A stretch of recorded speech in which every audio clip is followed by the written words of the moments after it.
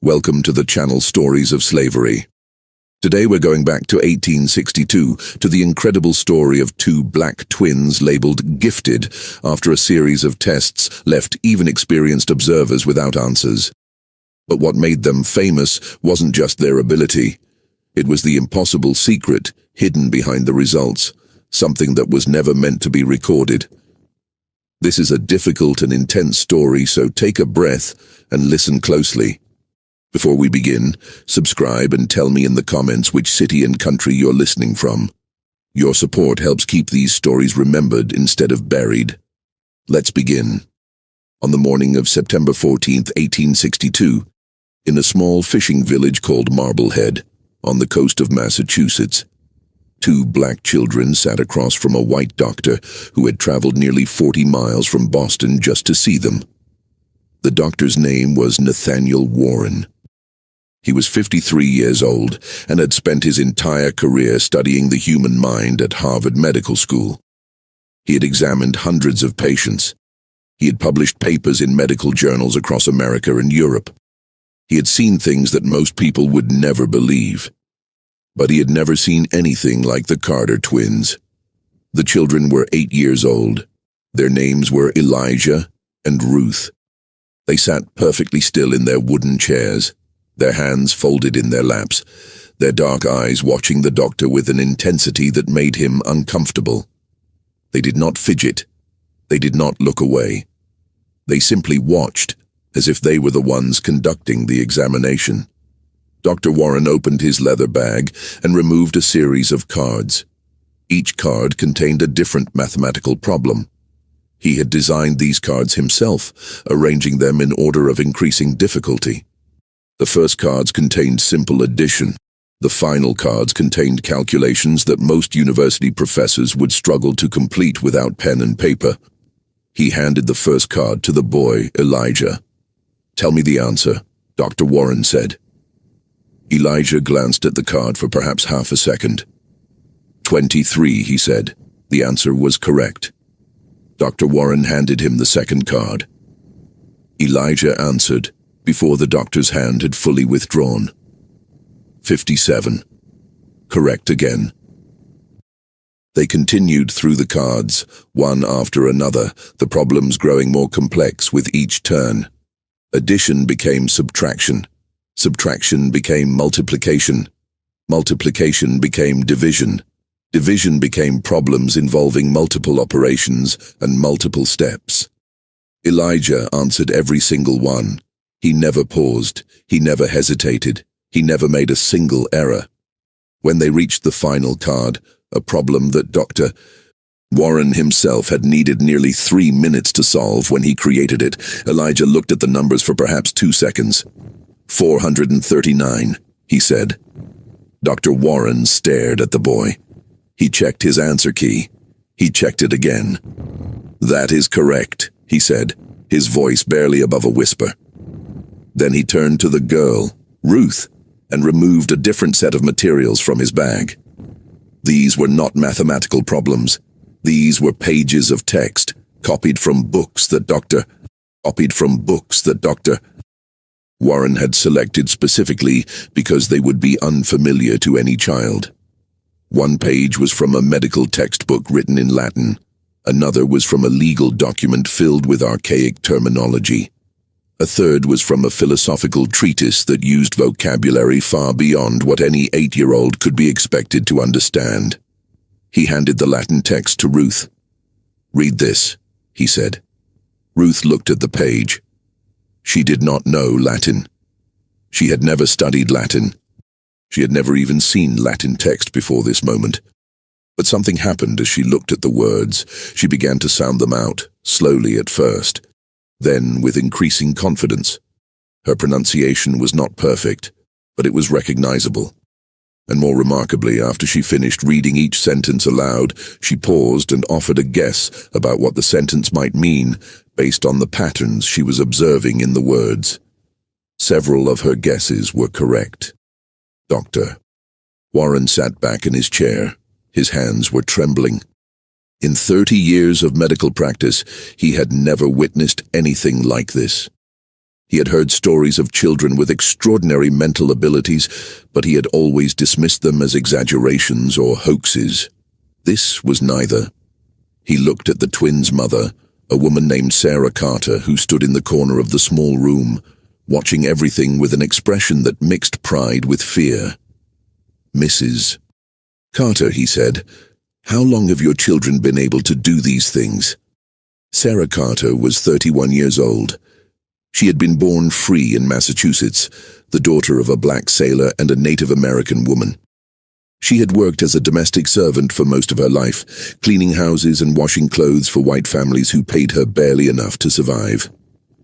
She had known that her children were different since they were 3 years old. That was when Elijah had begun counting everything he saw, adding and multiplying numbers that he encountered in daily life, calculating sums that Sarah herself could not verify.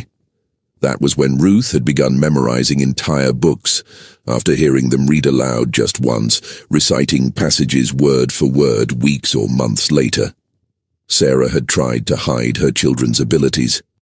She understood, in a way that no white person could fully understand, how dangerous it was for black children to appear too intelligent in America in 1862. The country was at war. The Civil War had begun in April of 1861, and now, 18 months later, the fighting showed no signs of ending. President Abraham Lincoln had not yet issued his Emancipation Proclamation. In the southern states, 4 million black people remained enslaved. In the northern states, free black people lived in a precarious position, tolerated but not accepted, free but not equal. A black child who could read was dangerous. A black child who could outthink white adults was unthinkable. Sarah had kept her children's abilities secret for 5 years. She had told them again and again that they must never show what they could do. They must pretend to be ordinary. They must hide their gifts. But secrets have a way of escaping. 3 weeks before Dr. Warren's visit, a white merchant named Thomas Aldrich had come to Sarah's small house to deliver a shipment of fabric that she had ordered for her sewing work. While Sarah was in the back room counting her coins to pay him, the merchant had noticed Elijah sitting at the kitchen table, staring at a newspaper that someone had left behind. The merchant had laughed. "Can you even read that, boy?" he had asked, his voice dripping with condescension. Elijah had looked up at him. "Yes," he had said. "And there is an error in the 3rd paragraph. The reporter wrote that the Union forces captured 300 Confederate soldiers at the Battle of Antietam. But if you calculate based on the numbers given earlier in the article, the correct figure should be 347. Thomas Aldrich had stared at the boy for a long moment. Then he had picked up the newspaper and read the 3rd paragraph himself. He had done the calculations. The boy was right. The merchant had left the house without another word, but within days the story had spread through Marblehead. The Black Widow's children could read. The Black Widow's children could calculate. The Black Widow's children had minds that seemed impossible to explain. Dr. Warren had heard the story from a colleague who had heard it from a patient who had heard it from a neighbor. At first, he had dismissed it as rumor. But something about the story had nagged at him. Something had made him unable to let it go. And so he had made the journey to Marblehead. And now he sat across from 2 children who had just demonstrated abilities that challenged everything he thought he knew about the human mind. "Mrs. Carter," he said again, "I must know. How long have your children been able to do these things? And how is it possible?" Sarah Carter looked at her children. She looked at the doctor. She knew that whatever she said next would change their lives forever. "They have always been this way," she said, "since before they could walk, since before they could talk. They see things that other people cannot see. They understand things that other people cannot understand. I do not know why. I do not know how. I only know that it is true." Dr. Warren nodded slowly. He was already composing the letter he would write to his colleagues at Harvard. He was already imagining the examinations he would conduct, the papers he would publish, the lectures he would deliver. He did not notice the fear in Sarah Carter's eyes. He did not understand that he was about to make her children visible in a world that punished black people for being seen. The news of the Carter twins spread faster than Sarah had feared. Within a week of Dr. Warren's visit, 3 more doctors had come to Marblehead to examine the children. Within 2 weeks, a reporter from the Boston Evening Transcript had arrived, asking questions and taking notes. Within a month, the story had appeared in newspapers across New England. The headlines varied in their tone. The Boston Evening Transcript ran a story titled, "Remarkable Negro Children Display Unusual Mental Faculties." The article was cautiously admiring, describing the twins' abilities in detail, while carefully avoiding any suggestion that these abilities might indicate equality between the races. The Springfield Republican published a different angle. Their headline read, "Scientific Mystery, How Can Such Minds Exist in Such Bodies?" The article treated the twins as curiosities, specimens to be studied rather than children to be admired. The Providence Journal went further. Their article, titled, "Nature's Impossibility Made Manifest," suggested that the twins' abilities must be the result of some unknown biological anomaly, a freak occurrence that could never be replicated and that proved nothing about the general capacities of the Negro race. But there were other reactions too. The Liberator, an abolitionist newspaper published in Boston by William Lloyd Garrison, ran a front-page story about the twins. The headline was simple and direct, "Proof of Human Equality." The article argued that the Carter twins demonstrated what abolitionists had always claimed, that the mental differences between races were the result of circumstance and education, not of inherent biological inferiority.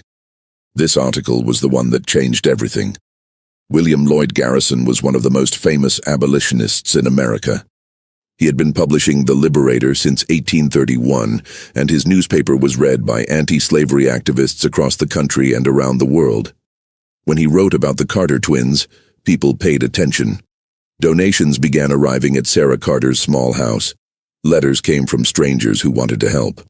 Offers of education arrived from schools and tutors who were willing to teach the children for free.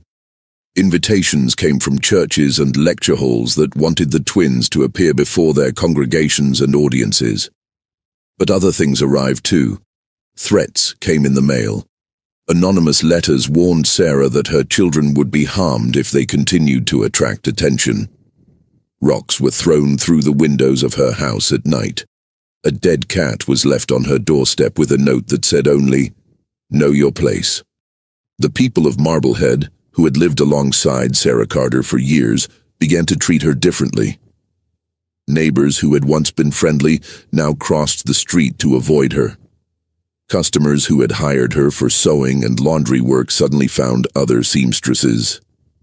The white families who had employed her as a domestic servant let her go, one by one, until she had no income at all. Sarah understood what was happening. Her children's intelligence had upset the natural order of things. White people in Marblehead had been willing to tolerate a black family living among them as long as that family remained inferior, dependent, subservient. But the twins' abilities suggested something that white people could not accept: the possibility that black minds were equal to white minds.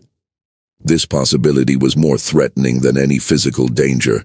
It undermined the entire justification for slavery. It challenged the entire structure of American society.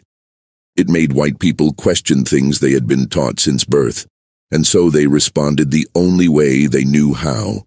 They tried to destroy what they could not understand. In November of 1862, Sarah Carter made a decision that broke her heart. She sent her children away. Dr. Warren had arranged for the twins to be enrolled at the Institute for Colored Youth in Philadelphia.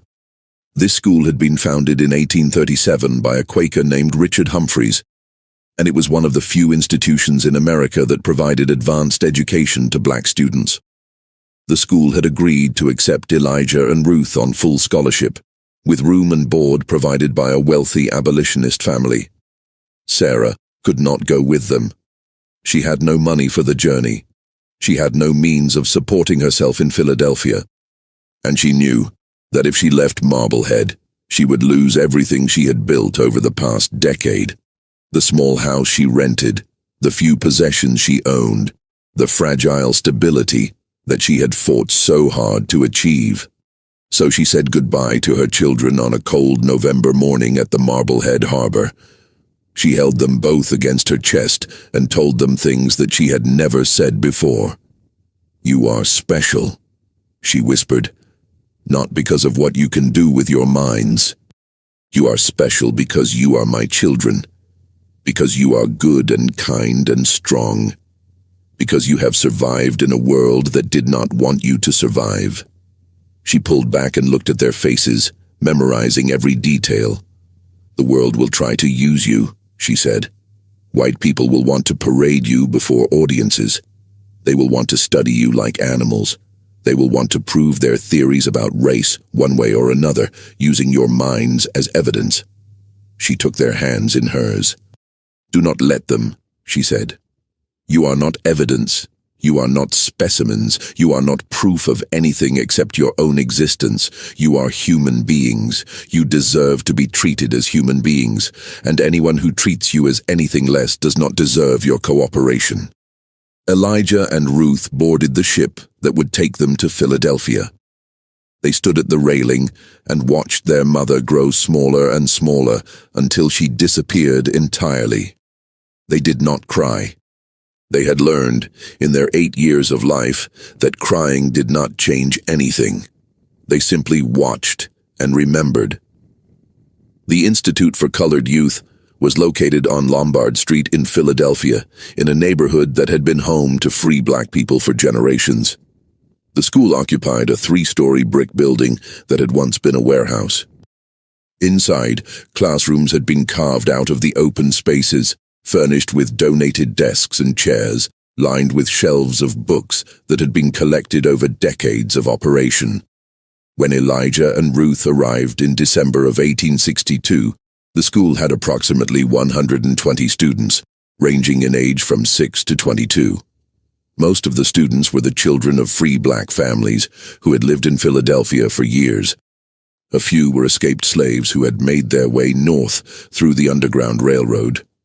All of them were there for the same reason: to receive an education that the white world did not want them to have. The principal of the school was a man named Ebenezer Bassett.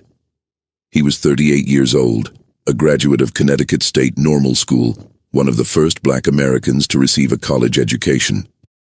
He had been leading the Institute for Colored Youth since 1857, and under his guidance, the school had become one of the finest educational institutions for black students in the country. When Mr. Bassett first met the Carter twins, he did what Dr. Warren had done. He tested them. But his tests were different. He did not care about calculations or memory tricks. He cared about understanding. He sat with the twins in his office and asked them questions. Not mathematical questions. Not reading questions. Questions about the world. "Why do you think there is a war happening in this country?" he asked. Elijah and Ruth looked at each other. They had learned over the years to communicate without speaking. A glance between them could convey entire conversations. Ruth answered first.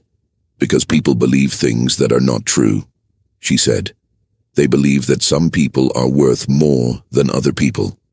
They believe that the color of someone's skin tells you something about the content of their mind. They believe these things because believing them makes it easier to do terrible things without feeling guilty." She paused. "The war is about slavery," she continued. "But slavery is about belief. If people stopped believing that black people were inferior, slavery could not exist. The war is really a war about what people believe." Mr. Bassett sat back in his chair. He had been teaching for nearly a decade. He had encountered many intelligent students, but he had never heard an 8-year-old speak with such clarity about such complex matters. "And you, Elijah?" he asked. "What do you think?" Elijah considered the question carefully before answering. "I think my sister is right," he said. "But I think there is something else too. I think the war is also about money. The people who own slaves are rich because they do not have to pay for labor. If slavery ends, they will lose their money, and people will do almost anything to keep their money. He looked at Mr. Bassett with those intense dark eyes. I think the war will not end until one side has no money left to fight, he said. And I think many people will die before that happens. Mr. Bassett nodded slowly. He understood now why Dr. Warren had been so astonished. These children did not just have powerful minds, they had powerful understanding. They could see the world with a clarity that most adults never achieved. But he also understood something that Dr. Warren had not understood. These children were in danger. Their intelligence made them valuable to people who wanted to use them. Their intelligence also made them threatening to people who wanted to maintain the existing order. They would be sought after and hunted. They would be celebrated and despised. They would never be allowed to simply live their lives in peace. Mr. Bassett made a decision in that moment. He would protect these children. He would educate them. He would prepare them for the world they would face. But he would also teach them something that no one else could teach them. He would teach them how to survive. The years at the Institute for Colored Youth were transformative for Elijah and Ruth. They studied mathematics with a teacher named Octavius Cato, a young black man who would later become one of the most important civil rights activists in Philadelphia's history. They studied literature with a woman named Fanny Jackson, who would eventually become the first black woman to lead an institution of higher education in America. They studied science, history, languages, and philosophy with teachers who were among the finest black educators of their generation. But more importantly, they learned to control their gifts. Mr. Bassett understood that raw intelligence, displayed without wisdom, could be dangerous. He had seen bright young black men and women destroyed by white jealousy, their talents making them targets rather than assets. He knew that Elijah and Ruth would need more than intellectual ability to survive. They would need judgment. They would need restraint. They would need the wisdom to know when to reveal their abilities and when to hide them. He taught them these lessons through careful instruction. Your minds are like weapons, he told them one evening in his office. A weapon that is always visible invites attack. A weapon that is hidden can be used when the time is right. He leaned forward in his chair. There will be moments when you must show what you can do. There will be moments when powerful people need to see your abilities. But there will also be moments when showing your abilities will only bring you harm. You must learn to recognize the difference. The twins listened carefully. They had already begun to understand this lesson through their own experience. They had seen how their intelligence had destroyed their mother's life in Marblehead. They had seen how white people reacted when confronted with black minds that exceeded their own. They practiced hiding in plain sight. They learned to give answers that were correct, but not too correct. They learned to display knowledge that was impressive, but not threatening. They learned to read the reactions of white people and adjust their behavior accordingly. It was exhausting. It was degrading. It was necessary. Meanwhile, the war continued. In January of 1863, President Lincoln issued the Emancipation Proclamation, declaring that all slaves in Confederate states were free. The news spread through Philadelphia's black community like wildfire. People celebrated in the streets. Churches held services of thanksgiving. For the first time in American history, the federal government had declared that slavery was wrong. But the celebration was tempered by reality. The Emancipation Proclamation only freed slaves in states that were in rebellion. It did not free slaves in border states that had remained in the Union. It did not grant citizenship to freed slaves. It did not give black people the right to vote. And it did not end the war. The fighting continued through 1863 and into 1864. The battles grew larger and more terrible. Gettysburg, Vicksburg, Chickamauga. The names became synonymous with death on a scale that Americans had never experienced. Elijah followed the war with obsessive attention. He collected newspapers and created maps showing the positions of armies. He calculated casualty figures and supply logistics. He predicted the outcomes of battles based on the information available to him. His predictions were remarkably accurate.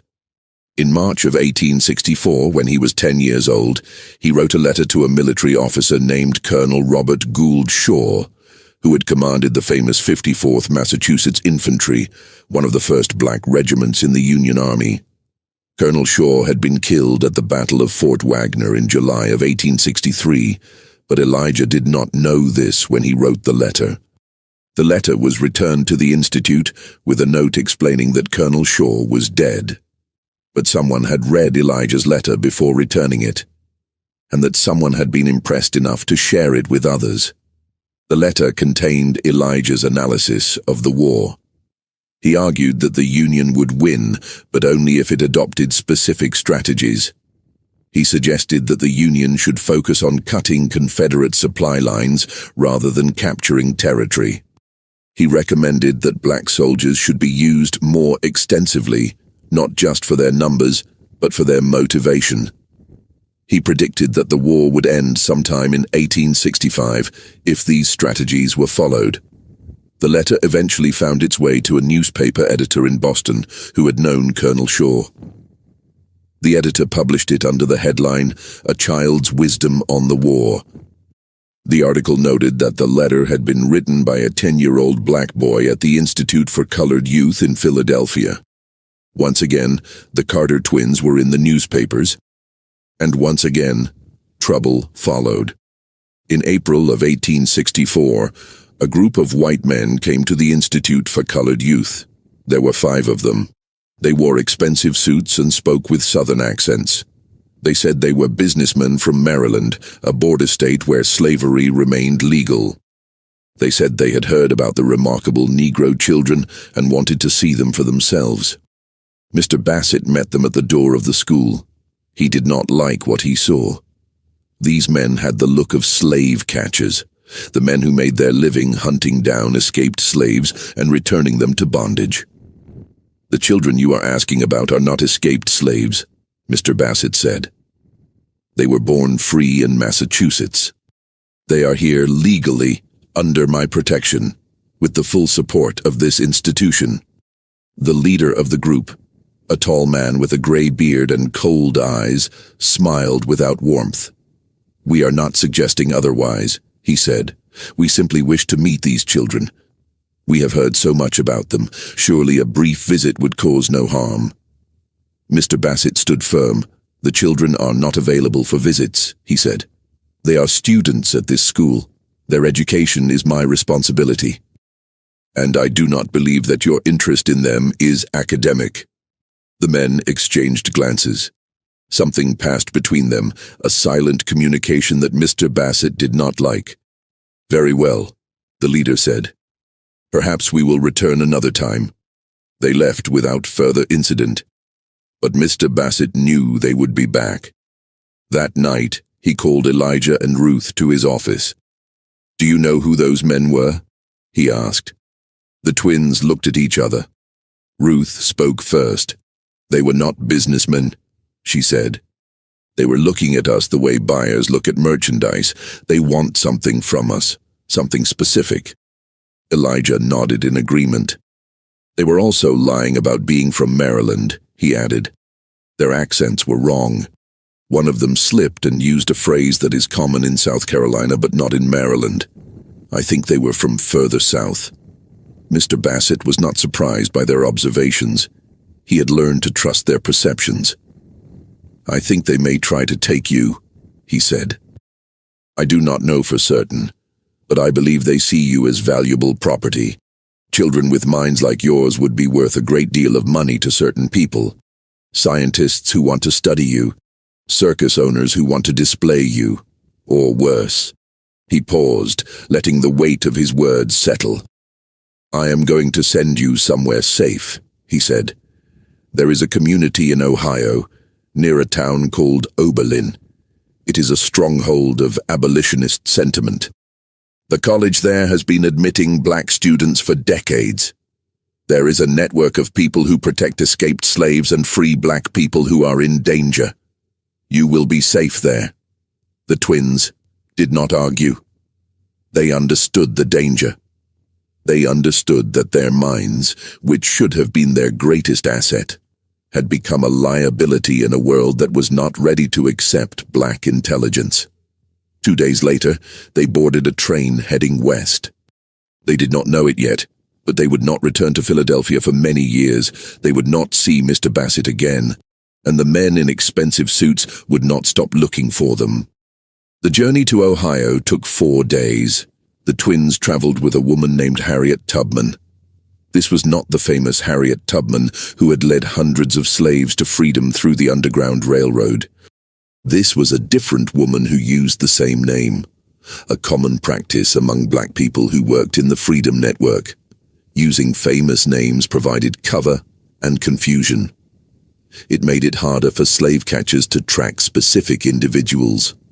The woman who traveled with Elijah and Ruth was 40 years old, with strong hands and watchful eyes. She did not speak much during the journey. She watched. She listened. She made sure that no one was following them. They traveled by train when it was safe and by wagon when it was not. They stayed in houses that displayed certain signs in their windows, signs that indicated safe harbor for black travelers. They ate meals prepared by strangers who asked no questions and expected no thanks. On the 3rd night, while they were staying in a farmhouse in western Pennsylvania, the woman called Harriet sat down with the twins and told them things they needed to know. "You are being hunted," she said, "not just by those men who came to your school. There are others, people who have heard about your abilities, people who want to use you for their own purposes." She looked at them with eyes that had seen too much. "Some of them want to study you. They think your minds can teach them something about race and intelligence. They want to cut you open and look at your brains. They want to measure your skulls and weigh your organs. They do not see you as children. They see you as specimens." Ruth felt a chill run through her body. She had known that people looked at her differently. She had not known that some of them wanted to dissect her. "Others want to display you," Harriet continued. "They want to put you on stages and charge money for people to see the Negro children who can think. They would dress you in fine clothes and teach you tricks and parade you before audiences like trained animals. They would make you famous and make themselves rich." Elijah clenched his fists. He had always known that his mind was different. He had not known that his mind could be bought and sold like cotton or tobacco.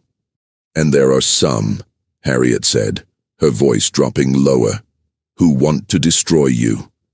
They believe that your existence threatens everything they hold dear.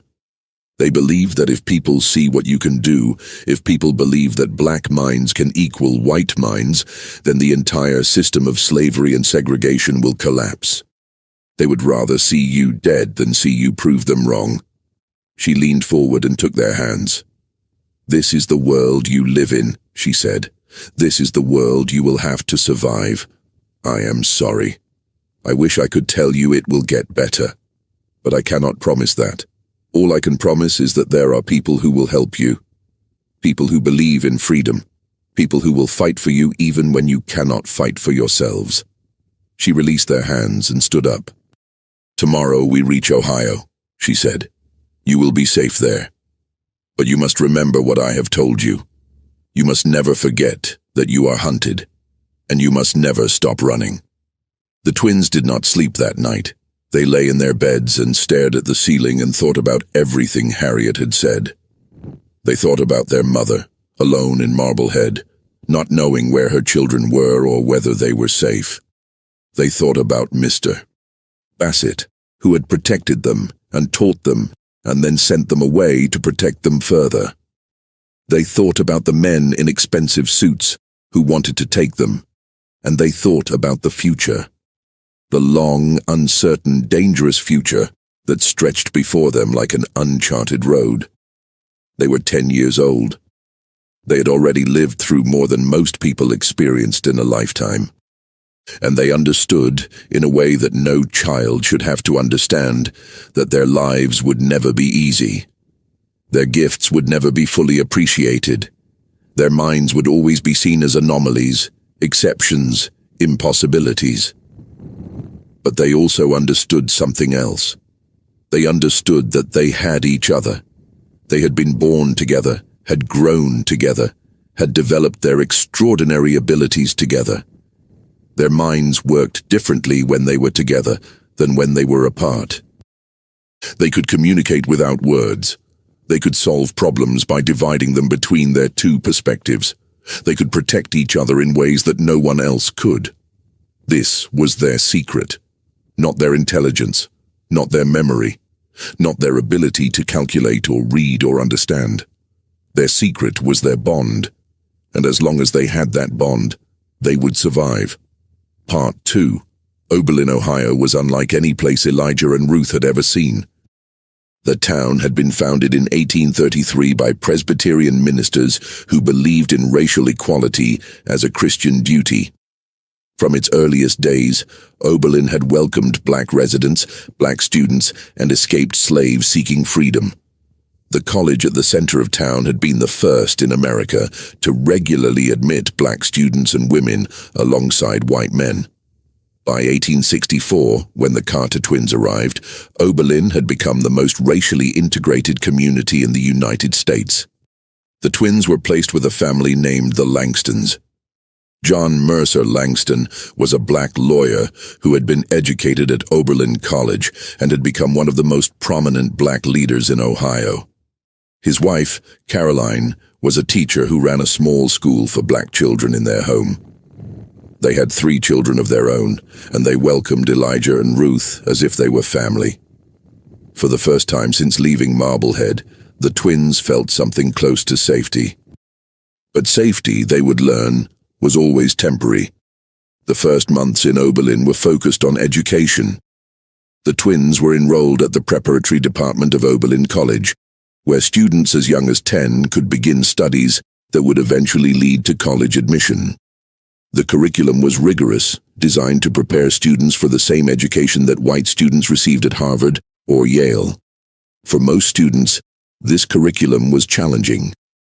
For Elijah and Ruth, it was not challenging enough.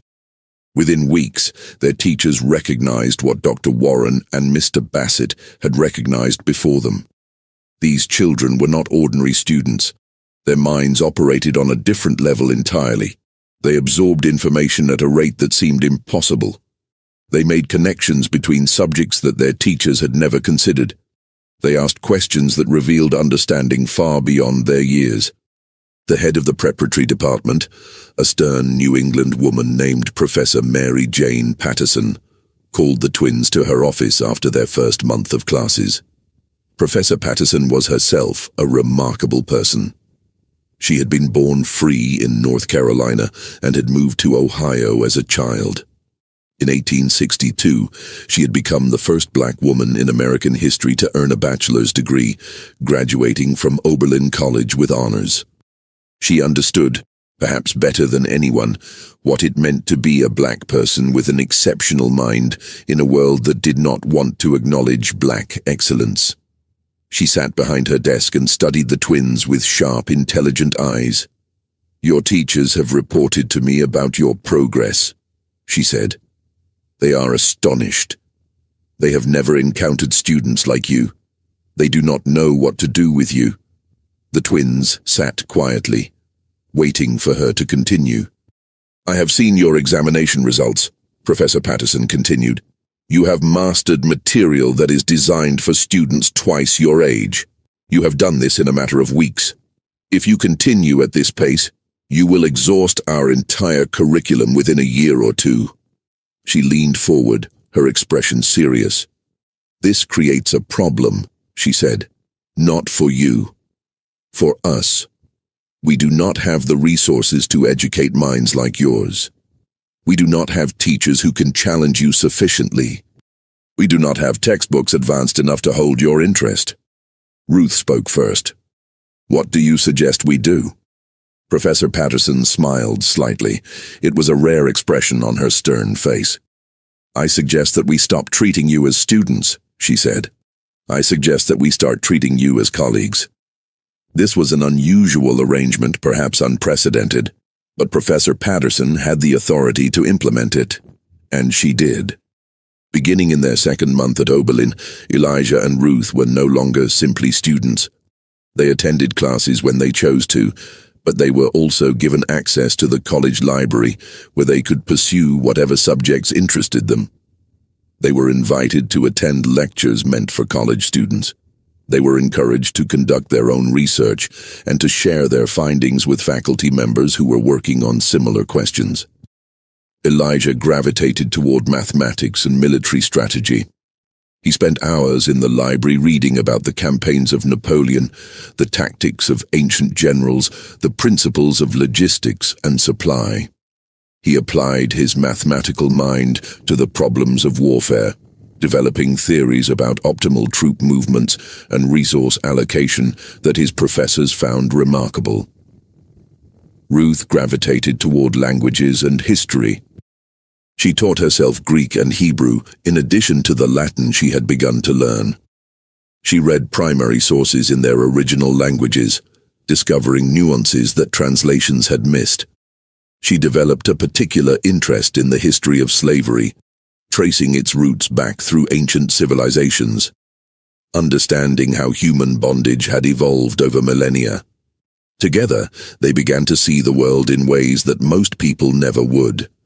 But even in Oberlin, even surrounded by people who supported them, the twins could not escape the reality of their situation. The men who had come to Philadelphia did not give up their search. In March of 1865, 3 months before the end of the Civil War, a stranger arrived in Oberlin asking questions. He was a white man in his 40s, well-dressed, with a polished manner that suggested education and wealth. He said his name was Dr. Samuel Morton and that he was a scientist from Philadelphia conducting research on human intelligence. He said he had heard about 2 exceptional Negro children who were studying at Oberlin, and he wished to meet them for academic purposes. Dr. Morton was not who he claimed to be. The real Dr. Samuel Morton had been a physician in Philadelphia who had spent decades collecting human skulls and measuring them to prove that white people had larger brains than black people. His work had been used to justify slavery and racial discrimination. He had died in 1851, 14 years before this stranger arrived in Oberlin, claiming his name. John Mercer Langston was the first to recognize the deception. As a lawyer, he had learned to research people who made claims, and he discovered quickly that Dr. Samuel Morton was dead. He confronted the stranger at his hotel. "I do not know who you are," Langston said, "but I know who you are not. You are not Dr. Morton. Dr. Morton died 14 years ago, and I know what you want. You want the Carter children. You will not have them." The stranger's polished manner disappeared. His face twisted into something ugly. "Those children are valuable," he said. "More valuable than you can imagine. There are people who will pay a great deal of money for minds like theirs, and there are other people who will pay a great deal of money to make sure minds like theirs are never seen again." He stepped closer to Langston, his voice dropping to a menacing whisper. "You cannot protect them forever," he said. "Sooner or later they will leave Oberlin. Sooner or later they will be vulnerable. And when that happens, we will be waiting." He turned and walked away, leaving Langston standing in the hotel lobby with a cold fear in his heart. That night, Langston gathered the twins and told them everything. He did not soften the truth or try to protect them from the danger. He believed they deserved to know what they faced. Ruth listened with a calm expression that masked her churning emotions. "Who are these people?" she asked. "Who is paying them?" Langston shook his head. "I do not know for certain, but I have suspicions. There are wealthy men in the South who have made fortunes from slavery. The war is going badly for them. They know they are going to lose. They know that slavery will end. And they are looking for ways to prove that even without chains, black people will remain inferior." He paused, choosing his next words carefully. Children like you are a threat to that belief, he said. If you exist, if you can do what you do, then everything they believe is wrong. Some of them want to study you to find some explanation that preserves their worldview. Others want to destroy you before you can prove them wrong. Elijah had been silent throughout this conversation. Now he spoke, his voice steady despite the fear he felt. "What can we do?" he asked. Langston looked at him with respect. This child, this 11-year-old boy, was asking not how to hide, but how to fight. "For now, you can continue your studies," Langston said. "You can continue to develop your minds. Knowledge is power, and the more you know, the more powerful you become. But you must also be careful. You must not draw unnecessary attention to yourselves. And you must be ready to move at a moment's notice if the danger becomes too great." The twins nodded. They understood. They had been running since they were 8 years old. They would continue to run for as long as necessary. But someday they knew running would not be enough. Someday, they would have to stand and fight. The Civil War ended on April 9, 1865, when General Robert E. Lee surrendered to General Ulysses S. Grant at Appomattox Courthouse in Virginia. The news reached Oberlin 3 days later. Church bells rang throughout the town. People poured into the streets, celebrating, weeping, embracing strangers. After 4 years of bloodshed, after more than 600,000 deaths, the war was finally over. The Union had been preserved, slavery had been destroyed. But the celebration was short-lived. 5 days after Lee's surrender, on April 14, 1865, President Abraham Lincoln was assassinated at Ford's Theater in Washington, D.C. He died the following morning without regaining consciousness. The news of Lincoln's death cast a shadow over everything. The man who had guided the nation through its darkest hour, who had issued the Emancipation Proclamation, who had promised to bind up the nation's wounds, was gone. In his place stood Andrew Johnson, a man from Tennessee whose commitment to black equality was uncertain at best. Ruth understood immediately what Lincoln's death meant for people like her and Elijah. She was 11 years old now, and her understanding of history and politics had grown sophisticated. She had studied the patterns of power throughout human civilization. She had seen how progress could be reversed, how freedom could be taken away, how the powerful always found ways to maintain their dominance. "Lincoln was the only thing protecting us," she said to Elijah on the night they learned of the assassination. "Without him, everything changes." Elijah had been thinking the same thing. His study of military strategy had taught him that winning a war was only the beginning. Holding the peace was often harder than winning the victory. "The people who hunted us before will be stronger now," he said. "They will have allies in the government. They will have time to rebuild their power, and they will not forget about us." He was right. The years following the war, known as Reconstruction, were a time of hope and horror for black Americans. On one hand, Congress passed constitutional amendments that formally abolished slavery, granted citizenship to black people, and guaranteed voting rights regardless of race. Black men were elected to Congress. Black communities built schools and churches. For a brief moment, it seemed like true equality might be possible. On the other hand, violence against black people increased dramatically. White supremacist organizations like the Ku Klux Klan emerged across the South, terrorizing black families and murdering black leaders. Laws were passed to restrict black freedom in everything but name. The promise of Reconstruction was betrayed almost as soon as it was made. Elijah and Ruth watched these developments with growing concern. They were teenagers now, their minds sharper than ever, their understanding of the world deeper than most adults would ever achieve. And they understood that the fight for black equality was far from over. It had barely begun. In 1868, when the twins were 14 years old, they made a decision that would shape the rest of their lives. They decided to use their gifts in service of their people. The decision came after a long conversation with John Mercer Langston, who had become like a father to them. Langston had recently been appointed as the first dean of the law department at Howard University in Washington, D.C. He was preparing to move his family to the nation's capital, and he wanted the twins to come with him. Howard University had been founded in 1867 to provide higher education for Black Americans.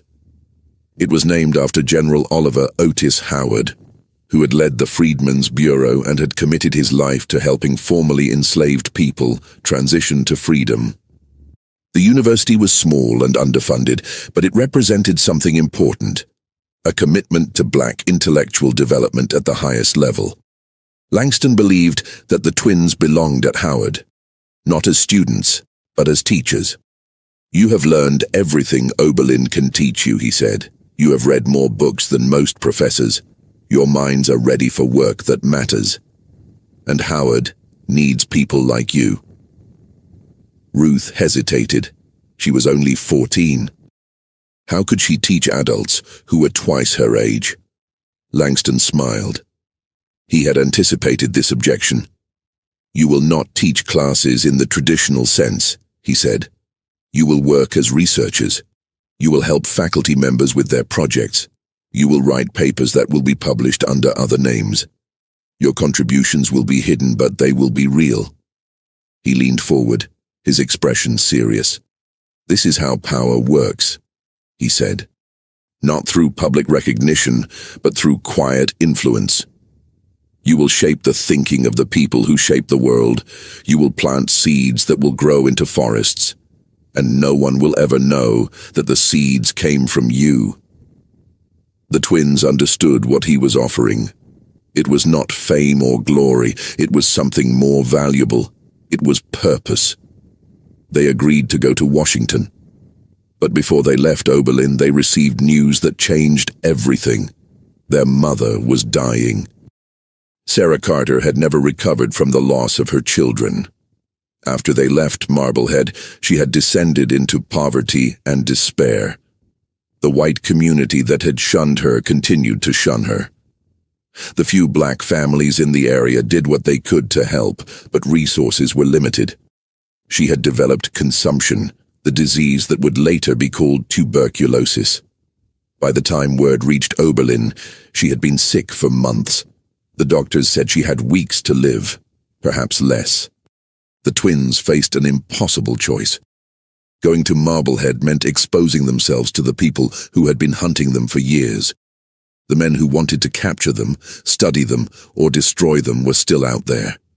Returning to Massachusetts would put them in danger. But their mother was dying. She was alone. She had sacrificed everything for them.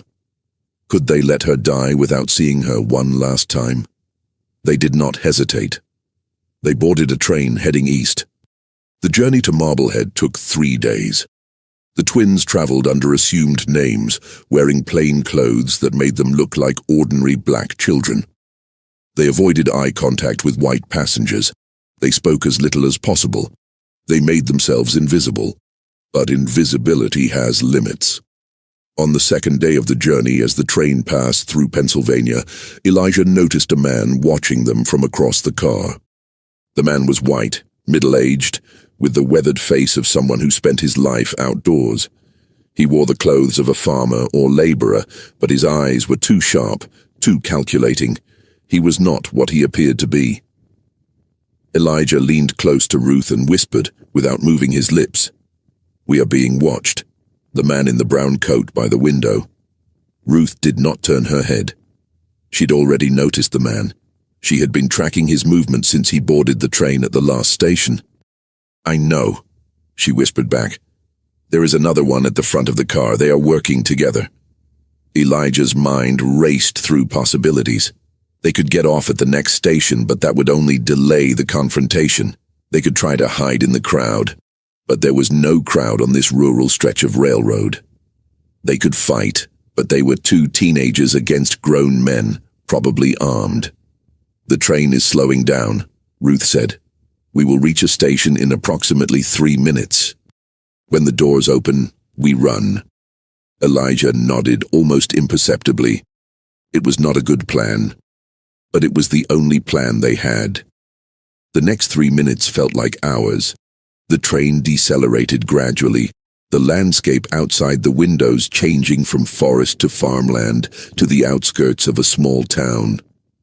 The man in the brown coat stood up casually and began moving toward the twins' end of the car. The man at the front did the same. They were closing in. The train stopped. The doors opened. Elijah and Ruth exploded into motion. They had always been fast runners, their young bodies lean and strong from years of activity. They burst through the door and onto the platform, weaving through the crowd of passengers waiting to board. Behind them, they heard shouts of surprise and anger as the two men tried to follow. The twins did not look back. They ran through the station, past the ticket counter, out onto the main street of the town. They had no idea where they were. They had no idea where to go. They simply ran. A hand reached out and grabbed Ruth's arm. She spun around, ready to fight, ready to scream. But the hand belonged to a black woman. She was old, perhaps 60, with grey hair and kind eyes. She wore the simple dress of a domestic servant, but her grip was surprisingly strong. "This way," the woman said, "quickly, before they see you." There was no time to question. The twins followed the woman down an alley, through a gate, into a small yard behind a house. The woman opened a cellar door and gestured for them to descend. They climbed down into darkness. The door closed above them. They heard the woman's footsteps moving away. For a long time there was only silence. Then, after what felt like hours, but was probably only minutes, the cellar door opened again. The old woman climbed down, carrying a lantern. "You are safe for now," she said. "Those men searched the station, but they did not find you. They have boarded another train, heading further east. They think you are still running." Ruth found her voice. "Who are you? How did you know to help us?" The woman smiled. "My name is Patience. I work for the family that owns this house, and I knew to help you because I was told to watch for 2 children who might need protection. A message came last week from a man named Langston. He said you might be passing through. He said to keep you safe."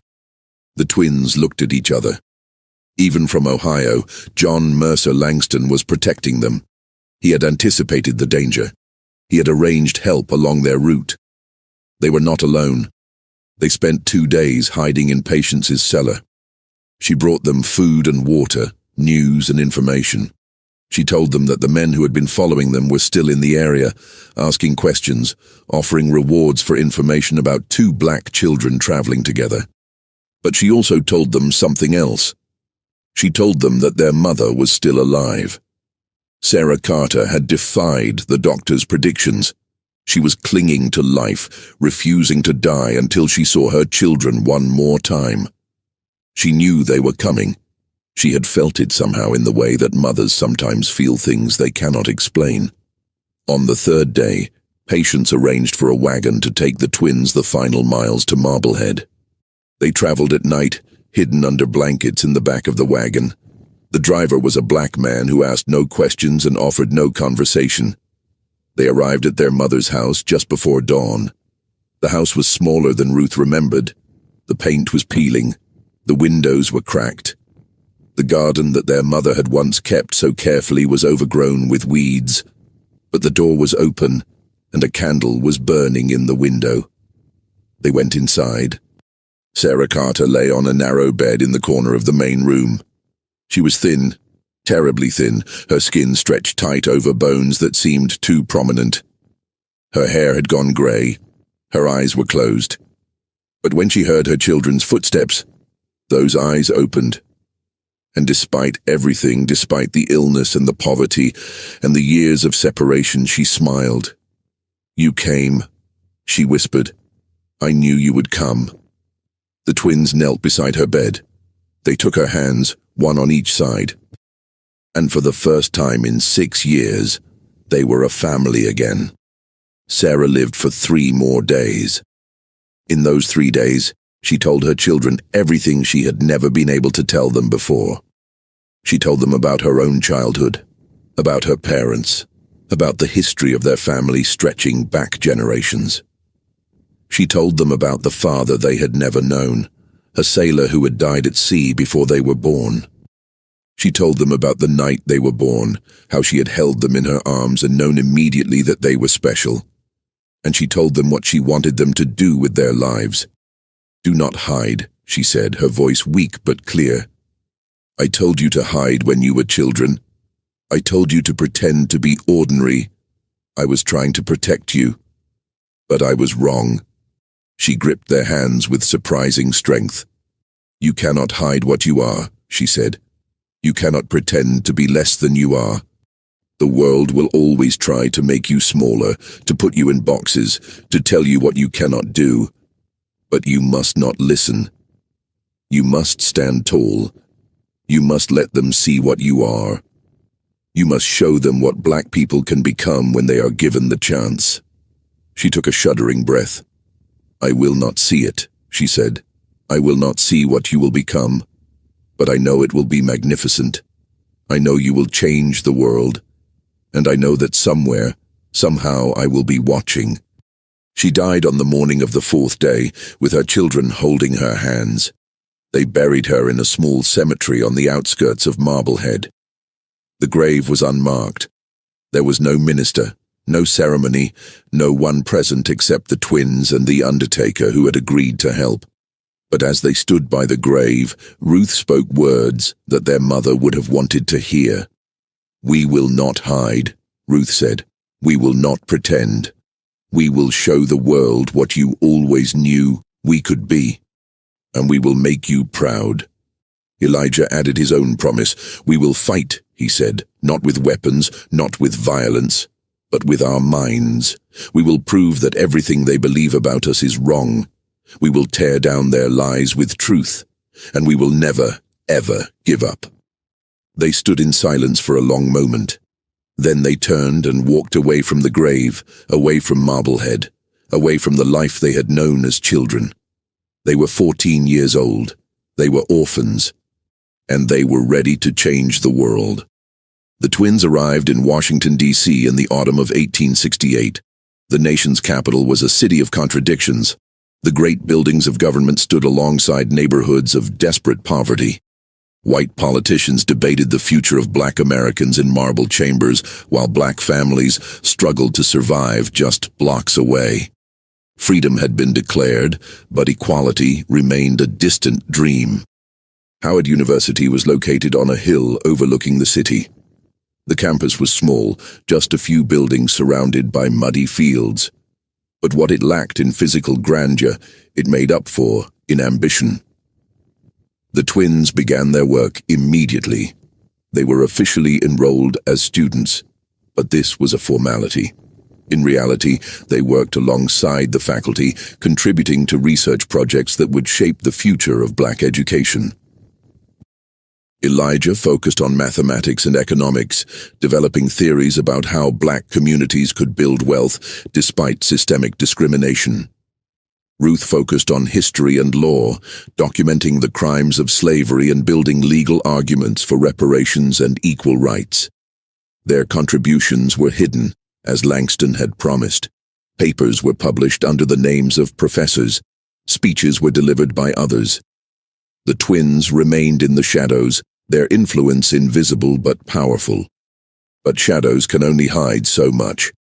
In 1871, when the twins were 17, Ruth wrote a legal brief that argued for federal protection of black voting rights. The brief was technically authored by a Howard professor, but the arguments were entirely Ruth's. The brief was used by Republican members of Congress to support what became known as the Enforcement Acts, a series of laws designed to combat the Ku Klux Klan and protect black voters in the South. The laws passed. The Klan was temporarily suppressed. Black men voted in record numbers in the elections of 1872. But someone noticed.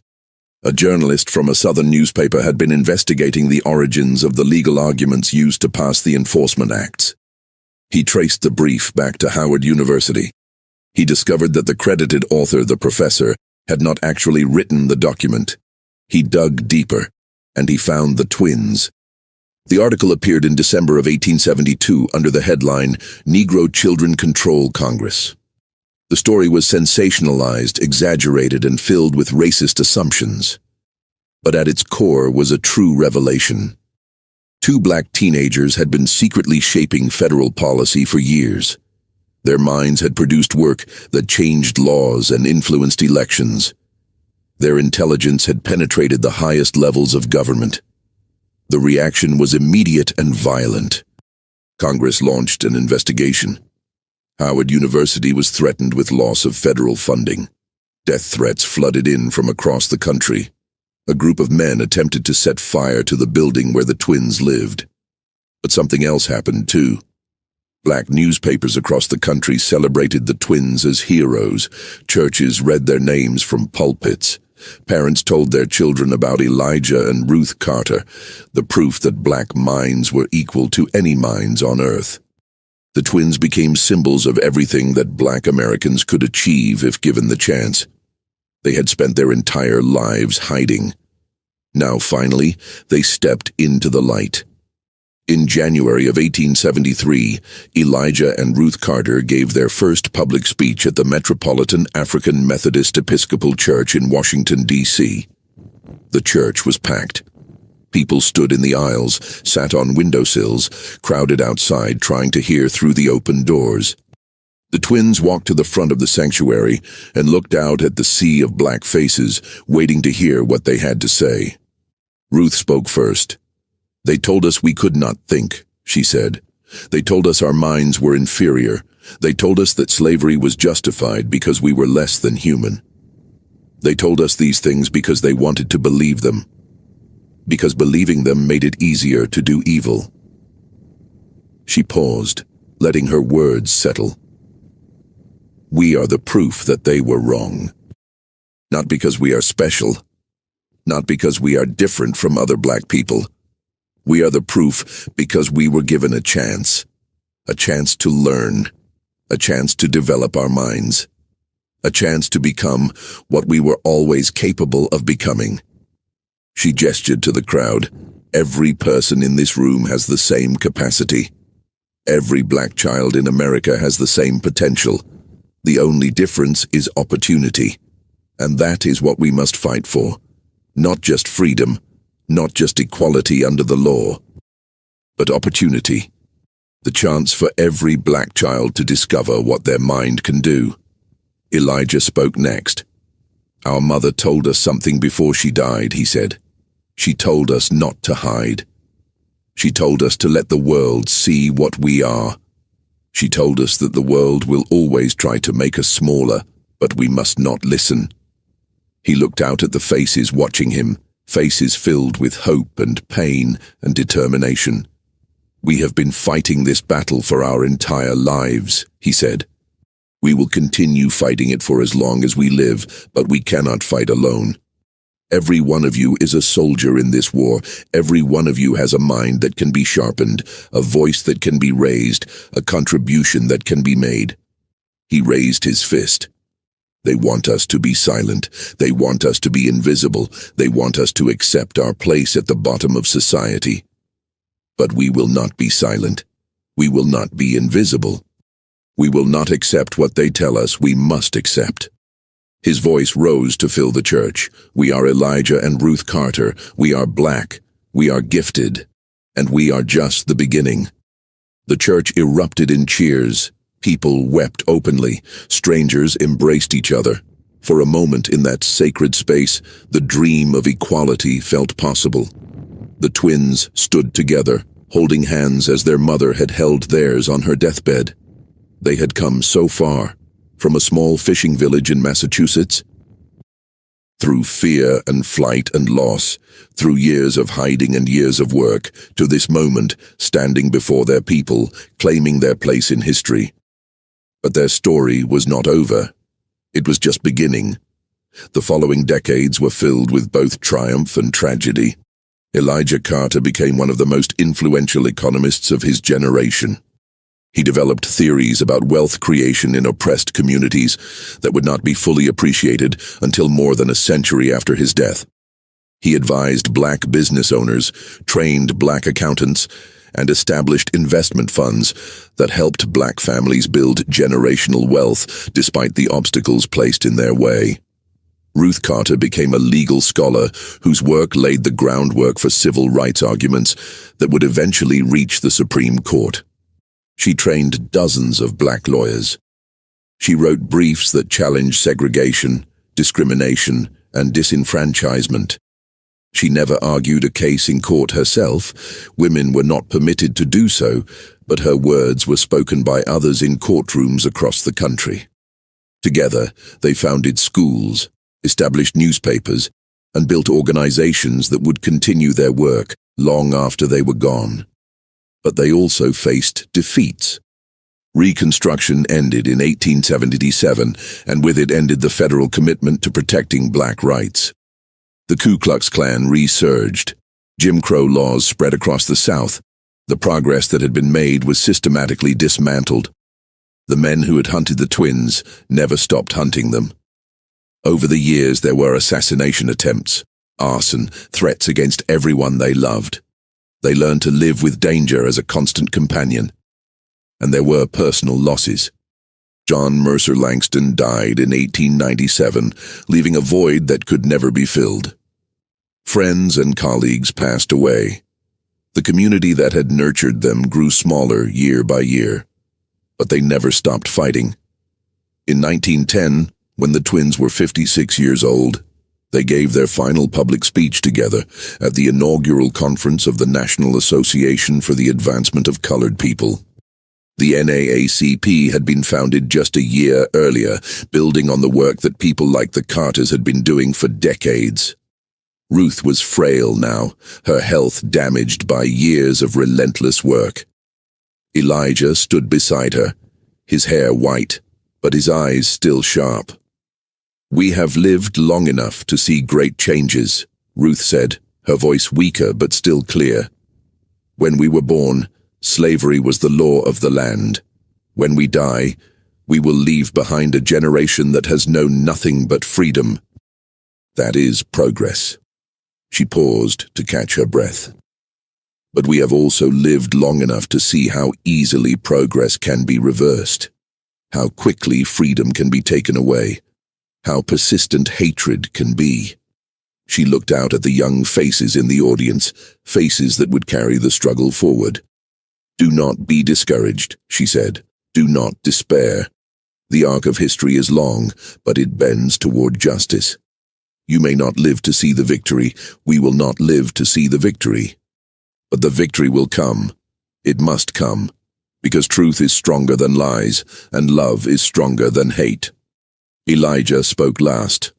"Our mother told us when we were children that we must show the world what black people can become when they are given the chance. We have tried to do that. We have succeeded in some ways and failed in others, but we have never stopped trying." He took his sister's hand. "Now the work passes to you. You must continue what we started. You must build on what we built. You must never give up, never surrender. Never accept the world as it is when it could be so much better." He looked at the audience one final time. "We are Elijah and Ruth Carter. We were told that our minds were impossible. We proved that nothing is impossible. And we pass that lesson to you, now and forever. Nothing is impossible." Ruth died 3 months later, in the spring of 1910.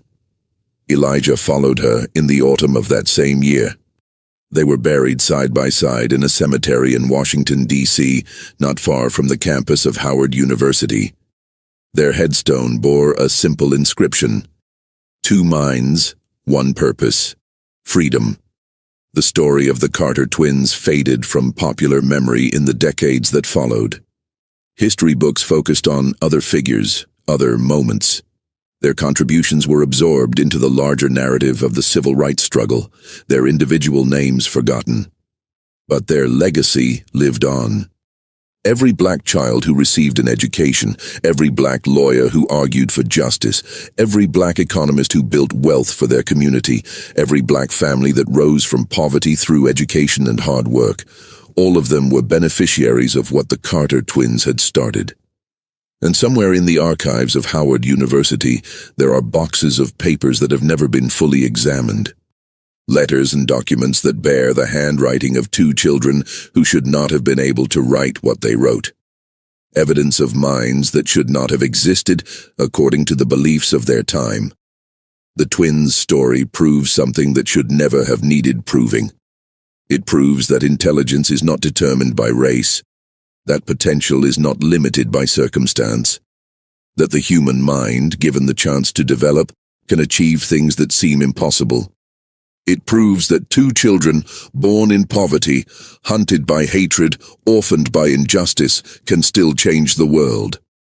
And it proves that the world, despite all evidence to the contrary, can change. Not quickly, not easily, not without cost, but it can change. That is the lesson of Elijah and Ruth Carter. That is their gift to us. That is the secret they carried, the impossible secret that could not be explained. The secret was hope. The secret was resilience. The secret was love. And that secret, unlike the twins themselves, can never die. It lives on in every person who refuses to accept limits, in every child who dares to dream, in every mind that reaches for something greater than what the world says is possible. The Carter twins lit a flame in 1862. That flame still burns today. And it will keep burning as long as there are people willing to tend it, as long as there are people willing to believe, as long as there are people. Some days feel off, like I'm standing but still falling. A little pain, a little tired, and no one to tell it all to. There are days that feel unsteady, like I'm drifting out of place.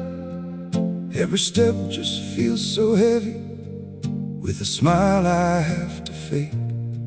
A little hurt I keep inside me, a little weight I always hide, and 1,000 quiet worries I've been holding deep inside.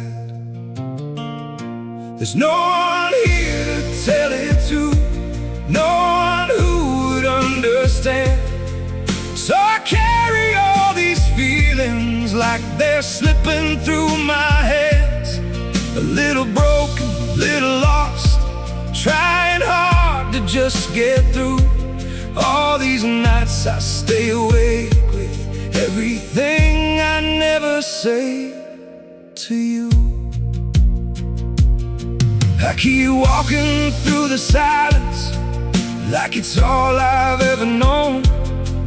Every crowded room reminds me how it feels to be alone. There's no one here to tell it to, no one who would understand. So I carry all these feelings like they're slipping through my hands. A little broken, little lost, trying hard to just get through. All these nights I stay awake with everything I never say to you.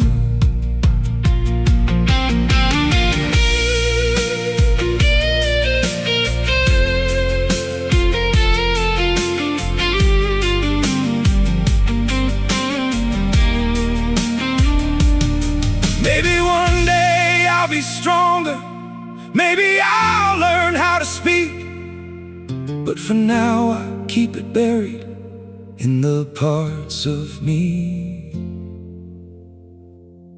too weak. There's no one here to tell it to, no one who would understand. So I carry all these feelings like they're slipping through my hands. A little broken, little lost, trying hard to just get through. All these nights I stay awake with everything I never say to you.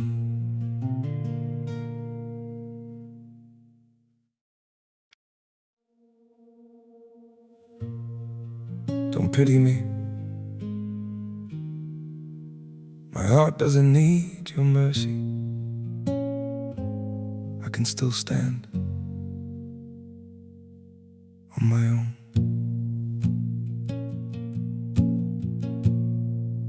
I was broken by your leaving, fell deeper than I thought I would.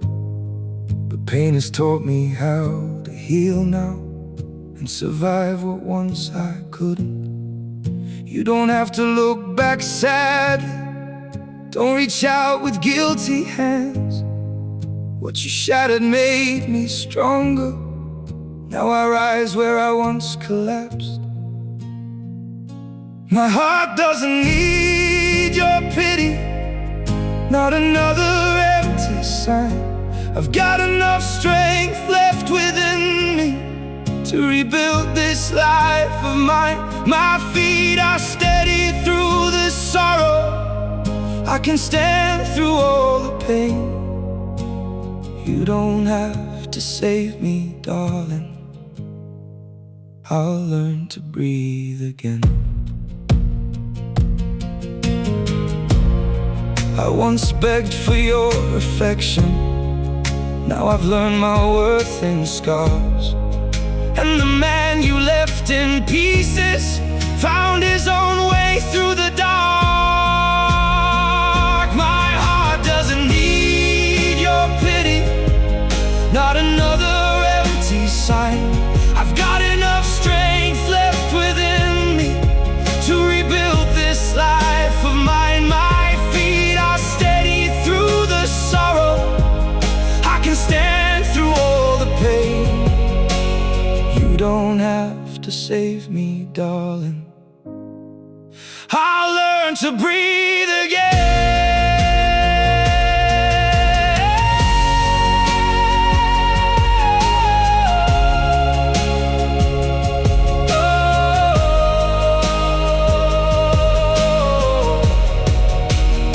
So keep your sympathy behind you, I don't need what's left undone. Sometimes losing who once broke you is how healing has begun. My heart doesn't need your pity, not another empty sign. I've got enough strength left within me to rebuild this life of mine. My feet are steady through the sorrow, I can stand through all the pain. You don't have to save me, darling, I'll rise alone again.